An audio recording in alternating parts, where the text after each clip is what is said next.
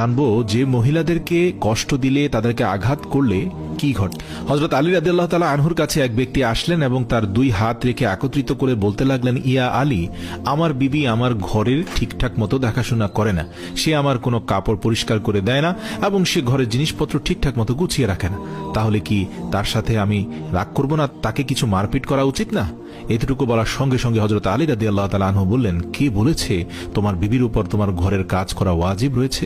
মনে রাখবে, ইসলামে মহিলাদের সম্মানকে যতটা উঁচুতে রাখা হয়েছে ততটা সম্মান অন্য কোনো মাযহাব দিতে পারেনি।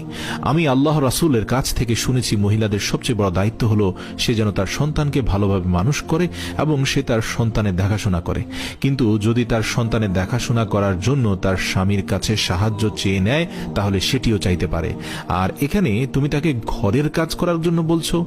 যদি মহিলারা তার নিজের খুশিতে ঘরের কাজ করে থাকে, সেটি তার দয়া, সেটি তার জন্য বাড়তি কাজ, আর সেটার জন্য তুমি শুকরিয়া আদায় করতে থাকো এবং তার প্রশংসা করো।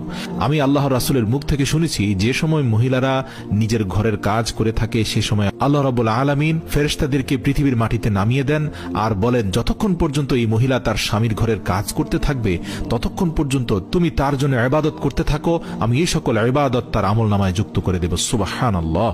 আর সেজন্য যদি কোনো মহিলা তার নিজের স্বামীর ঘরকে নিজের ঘরের মতো আগলিয়ে রাখে, সেটি তার জন্য পৃথিবীর সর্বশ্রেষ্ঠ ইবাদত হয়ে যায়। এটি মহিলাদের খুব সুন্দর একটি নৈতিকতা যে তারা স্বামীর ঘরকে জান্নাত বানিয়ে রাখে, তোমার বাচ্চাকে খুব সুন্দর করে মানুষ করে গড়ে তোলে। কিন্তু কেউ যদি কোনো মহিলার উপর জুলুম করে আর বারবার ঘরের কাজের জন্য পেরেশান করে বিরক্ত করতে থাকে, তার উপর অত্যাচার করে থাকে, তাহলে রোজ হাসরের দিন আল্লাহ রাব্বুল আলামিন সেই মানুষটির গর্দান ধরে টেনে নিয়ে আসবেন এবং তাকে কঠিন শাস্তি দিবেন। আর দোজখের একটি দরজা তার জন্য খুলে দেওয়া হবে। তখন এটি বলা হবে যে এরা সেই ইনসান যারা নিজের স্ত্রীর উপর অত্যাচারের জন্য হাত উঠিয়েছে। এরা হচ্ছে পৃথিবীর সবচেয়ে বড় কাপুরুষ, যে তার দুর্বল স্ত্রীকে ভালোবাসায় আগলে নেওয়ার বদলে অত্যাচার করেছে। প্রিয় দর্শক, এবার আমরা একটা ঘটনা জানবো। সেটা হচ্ছে, হযরত আলী রাদিয়াল্লাহু তাআলা আনহু রাস্তা দিয়ে হেঁটে যাচ্ছিলেন, তখন দেখতে পেলেন একজন ব্যক্তি তার স্ত্রীর উপর অমানবিক জুলুম করছে। তখন হযরত আলী রাদিয়াল্লাহু তাআলা আনহু তার কাছে গিয়ে বললেন, হে ব্যক্তি, আল্লাহকে ভয় করো। তোমার পেরেশানি, তোমার দরিদ্রতা এবং তোমার রিজিকের বরকত কমে যাওয়ার কারণ একটাই, যে তুমি তোমার বিবির উপর জুলুম করছো। মনে রেখো, বিবির